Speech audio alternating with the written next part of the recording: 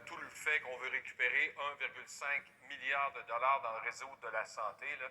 Il y a des histoires d'horreur qu'on entend depuis des mois concernant le réseau de la santé.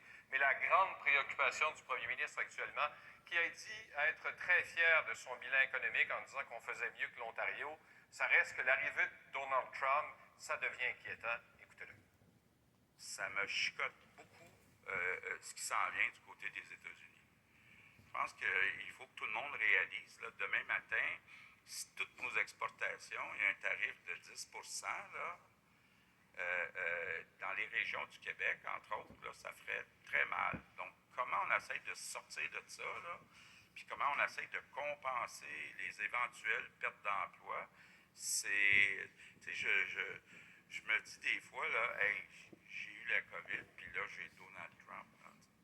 Oui, et le bilan, c'est aussi, Alain, le moment d'une certaine introspection.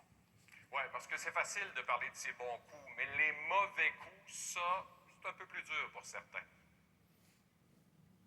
Moi, il y a quelque chose qui m'a achalé, entre autres, c'est les réfugiés ukrainiens qu'on a accueillis au Québec quand la période a été terminée. Ils ont perdu leur couverture d'assurance maladie. Ça nous a pris peut-être un peu de temps avant de travailler à rétablir ça. Non, mais soyez honnête. Oui, c'est ça, genre.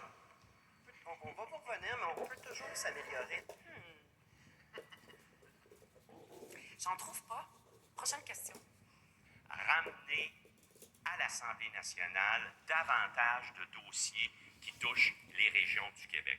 On le fait et je crois qu'on pourrait encore le faire encore un peu mieux. Chapeau à notre collègue Claudie Côté, parce que les Ukrainiens, c'était son Oui, histoire. on fait par C'est bien de express. le mentionner, effectivement. Merci beaucoup, Alain. Fait quoi? Dans un instant, on va retourner à cette cérémonie qui doit débuter d'une minute à l'autre, des images qui nous proviennent en direct du Mont-Royal. Cérémonie pour rendre hommage aux 14 femmes qui ont perdu la vie il y a de ça 35 ans, le 6 décembre. Alors que tous les choux du Québec mangent, le grincheux, lui, complotait. Son plan, assaisonner leurs frites de cornichons à la nette et...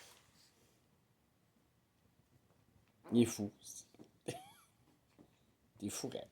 Il est fou, t'es complètement fou!